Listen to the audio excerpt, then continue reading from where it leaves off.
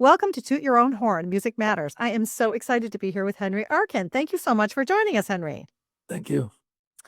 I would love for you to tell our audience how you chose your instrument.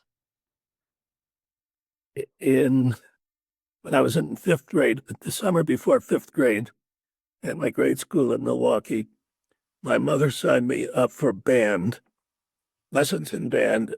And she told me, I didn't remember, probably wasn't paying attention, but the first week of school, my teacher said, you need to go to the band office. And she told me where it was. It was an alcove. And I had no idea what it was. And I remember walking down the hall and thinking I'm in some kind of trouble. But I got to the band office. The band director, I sat down. The band director said, "You're on my list here for lessons and for band. What would you like to play?" And I looked at him and I said, "I don't know." So he handed me a clarinet, the metal clarinet in the long case, and here I am. Wow. So you didn't even pick. He picked for you. Yes. What did you like about it? What made you say this is cool?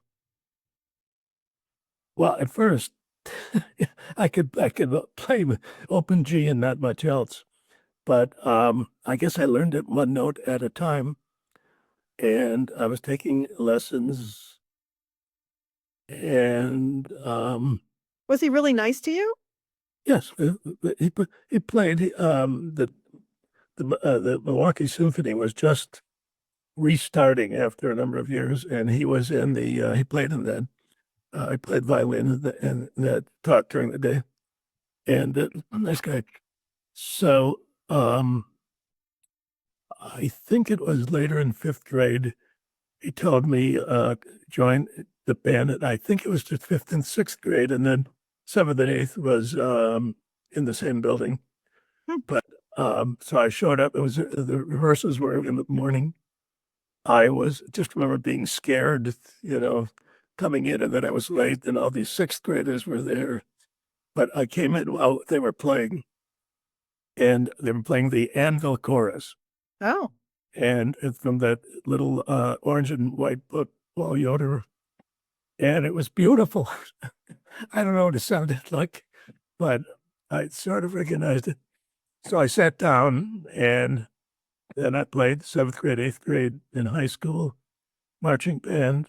We had a stage band after a while. I played alto sax in that. So you liked music? Yeah, I guess so.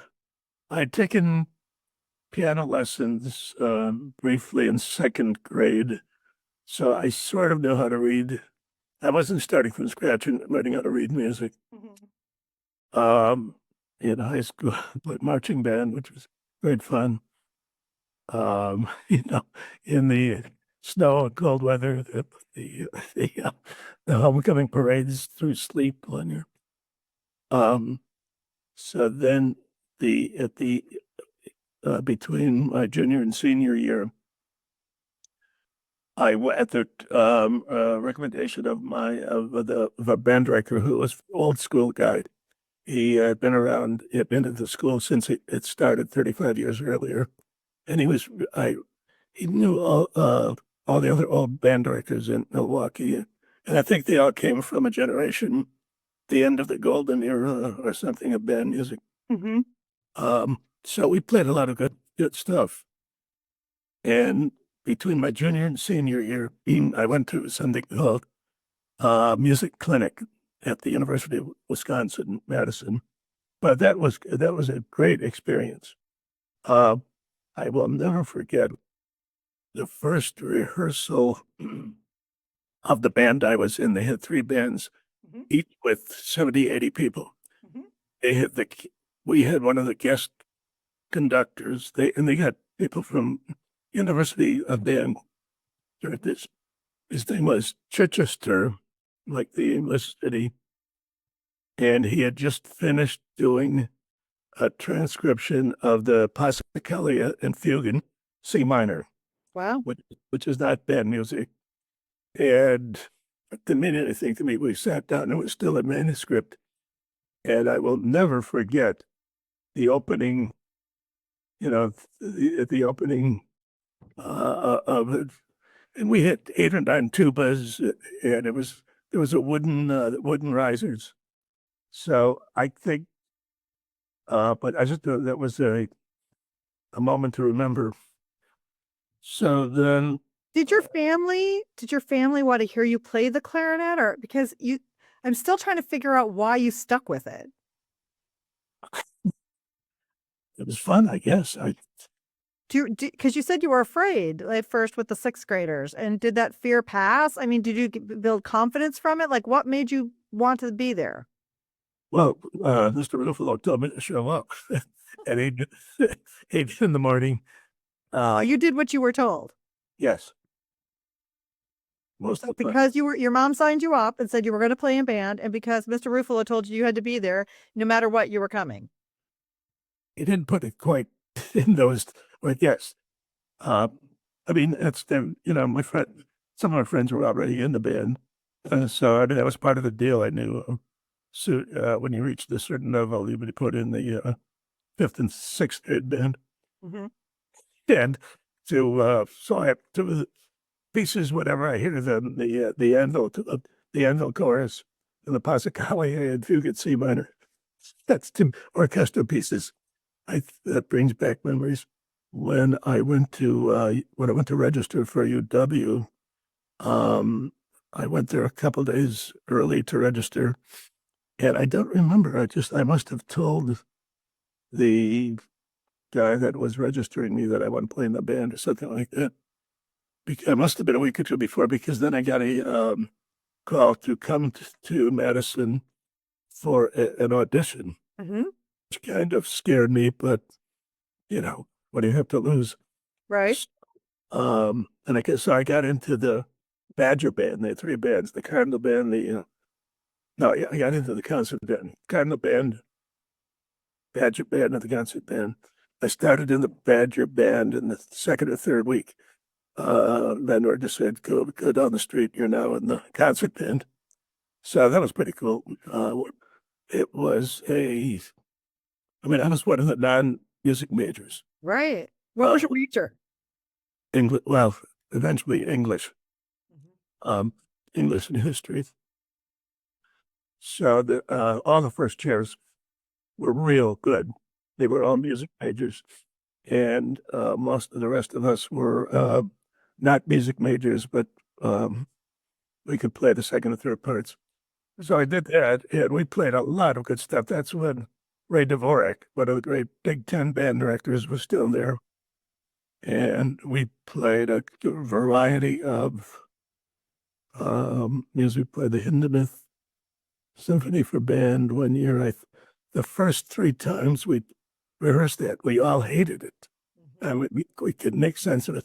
And I remember it came, just as Mr. Dvorak said, by the last rehearsal, it came together, and the concert was fine.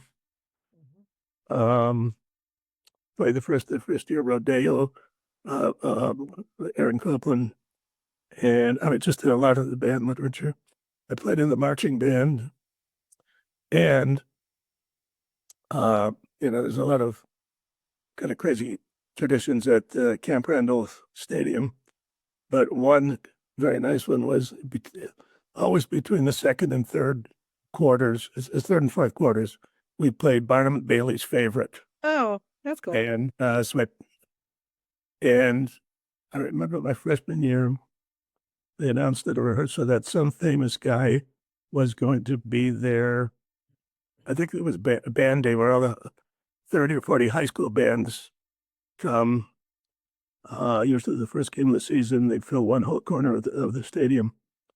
And after that, I wrote a letter to we all invited our high schools. So this famous guy led the great gate of Kiev, Camp Randall Stadium. And I remember he came over and said hello to Ray Dvorak. 35, 40 years later, I learned that famous guy was Carl King. Oh my gosh. So I played under Carl King. Wow. and I think he conducted Parliament Bailey's favorite. So then after college, I didn't play much. Why? What happened? I I went to work. I mean, I just So why does work stop playing? What from your perspective, why does that happen? well, eventually when my two kids came along, Yes. there was no time for anything. I don't know, but for 10, 15 years, I barely played at all. And I played piano. We had a piano. I always had a piano, so Mm-hmm. I could play Scott Joplin a little bit. But then What got you playing again? that's an interesting question. I was at Performers Music, now on Michigan Avenue. Yeah. On a bulletin board, I saw something about the Chicago Recorder Society. So I always could play the recorder, simple stuff. Yeah. And I joined and I went 3 or 4 meetings. I think it was once or twice a month. And it was, I think this is really very cool playing it in group. And then after I sort of, if we're playing it recorded, why not just play it? Right. Yeah. So I started thinking about it. Then, no, I did play for 25 years.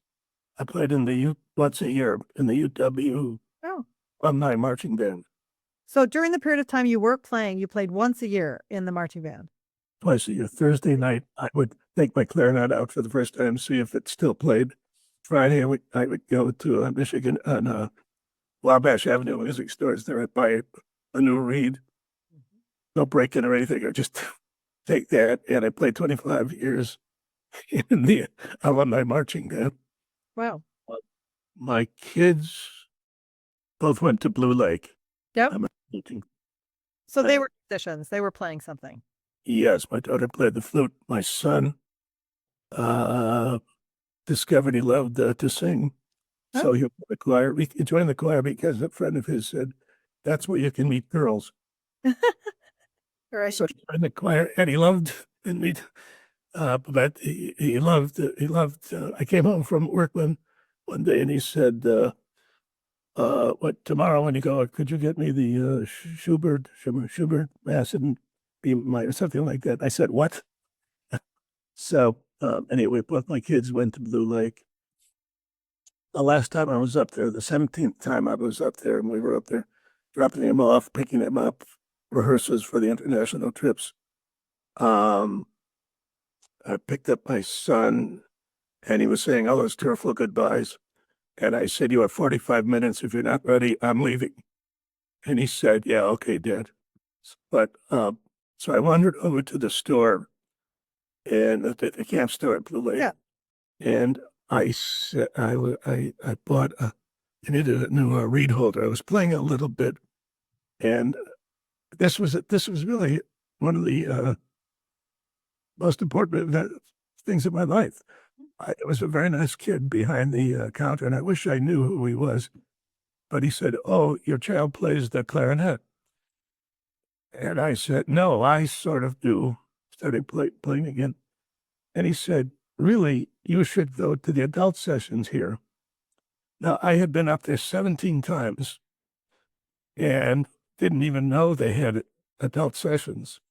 And I told them, I mentioned a few times when they send out all the forums, the South forums for the kids, they should put in a head sheet for the parents. Yeah, they should, for sure. And I think they're doing it. So he said, yeah, the adult sessions, I think they're starting this afternoon when you're driving out. Take the last turn and go and listen. So we drove by there, and I wanted to, but after giving my son an ultimatum that we had to hit the road, I to keep the peace. Right. I kept going, and then I completely forgot about it. This was in 2005. I completely forgot about it. And in the spring and May, I was on the train coming home, and I was sitting next to a neighbor, and we were talking about our kids, and she said she just finished, she was up late last night, and she just finished filling out the forms for her daughter. Her daughter was going to this Blue Lake camp someplace in Michigan. And I jumped up. I said, wait a minute, I'm going. And I think I said this Wednesday.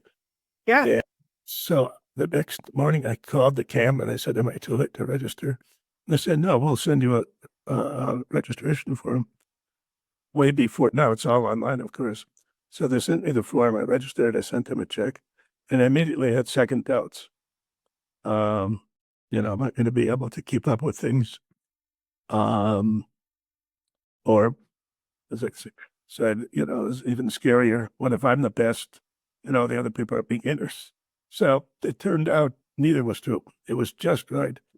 I had a hell of a good time. It just was such a good time. We played good music. And that was in 2006. And with the exception of the COVID, uh, uh, the pandemic, I've been going back every year. And one other thing, I don't know if it was being inspired by Carl King, but in 2010, I joined the Windjammers Unlimited, the circus music. So I've been to every twice a year, every summer it's around the country every summer, every winter in Sarasota. Uh-huh. And I've been going to the Windjammers place. And my friends give me a hard time. No one loves Mozart, Beethoven, Bach more than I do, but I love to play circus music. So, so anyway, I've been doing that twice a year. Do you think that if they had had a parents group that you would have kept playing, like a group where it was for people who are super busy with little kids? Yes, I sort of did. When my kids were small, a couple of us decided to start a klezmer band. And I mean, we didn't know what we were doing. One guy was doing it. He came with song sheets, with the melody line and the words, and he passed them out. And we had we sent out notice, and my daughter came with her flute. We had violins, flutes, clarinets, and he passed out one thing of song sheets. And we knew it wasn't going to work, but none of us really knew. So we played, of course, it was 5 different keys. And we started yelling at each other. And it was Mach. And we were saying, you're up 2 steps, you go down 3 steps. We didn't know it. The next week, we sort of we were playing in unison. And we were supposed to play a couple of days later. And I said, I was among those, we can't do this. We'll embarrass ourselves. But they said, no, we're going to do it. So we went ahead, and it sounded like people who were playing it. And I got creative. I played it an octave higher. But one of the most revealing things in my life, I was embarrassed, but it was okay. The old folks loved it. Kids loved it. People love live music. And if they see your parents or old folks doing it, they like it. And some of the old folks recognized the old tunes. One old guy was just standing at the edge of the stage, staring at us. So, so in answer to your question, I sort of had, then we kept it going for a few years. So that's part of my. Yeah, it just feels to me like if there was a safe way where there could be a group, because it seems a very common theme that people get into their jobs and they have start a family, and then it all comes to a grinding halt. And the transition always seems to be going from like either community group or something into nothing. And I think it's because, well, I think community groups are amazing. I don't think that they actually have thought through childcare or bringing babies in car seats. You know what I mean? Meaning letting everybody come in and finding a way to accommodate that. Because I think if they did, there would be fewer people dropping then, because then it would be a social activity they could do as a family. If I had known if there had been a New Horizons band, it probably would have come to my attention, and I probably would have looked into it. But I didn't even hear about the New Horizons movement until I started at Blue Lake. Mm-hmm. Do your kids still play No, thing? Neither one of them? my daughter has moved a number of times and always has taken her flute and piccolo with her. Mm-hmm. And my son says maybe someday. He's now graduating from college in May. Mm-hmm. Praise the Lord. And take a long time, but I think he will. And I'll certainly encourage him. I think he will join a choir once he gets settled. What has it done for you, Henry? What do you really like about it? I like to play. Social activity as much as playing, or is it really you really just like to play? No, it's both. It's both. You know, rehearsals, you get to know people. So it's both. Mm-hmm. If somebody was listening to this podcast and really amazed by your story, what would you tell them to play a wind instrument right now? Starting without ever. Yep, never played it, just convinced after watching your podcast that they wanted to try. What would you tell them to do it I'm right? not saying it. I have said to a number of people, find a New Horizons band, contact New Horizons and see if there's one in your area, and contact them. I said I would help them. A couple of people I said I would help them look. And as far as what instrument, you know, that's a touchy situation because if you say French horn or low brass and they see only afterbeats, Right. um, Don't you think you have to like the sound? yes, yeah. I think that's it. Like you could go to a music store and have the music store give you a little demo. Anybody who rents a band instrument can give you a demo. Yeah. Yeah, anyone who does that, and they can help you figure out what you sound good on and what you would like to play. And it's an uncomfortable moment. It is, unless somebody just hands it to you. If you have a closet instrument and you're like Henry and you don't care what it is, then take whatever to the closet and get it fixed. Right? Into the clarinet. What am I going to say? I mean, he didn't have a choice, and it worked out pretty darn well. You played your entire life. I mean, that's the crazy thing about it, really. It's really good. You're continuing to play, and it makes you smarter, Henry. So every single day, you're just getting smarter and smarter and smarter. No, yeah. I take piano lessons also. Oh, that's excellent. You're still doing that too. Yeah, playing both instruments does keep the lines of the parking lot in your head. It does indeed. Henry, if you have a concert coming up, you have to tell me because I want to come hear you play sometime. It's a deal. Thank you so much for being on my little podcast. It's going to take me a couple of weeks to edit it down, but I'll let you know when it's done. Thank you. You enjoy your weekend. And you. Bye, friend. Bye.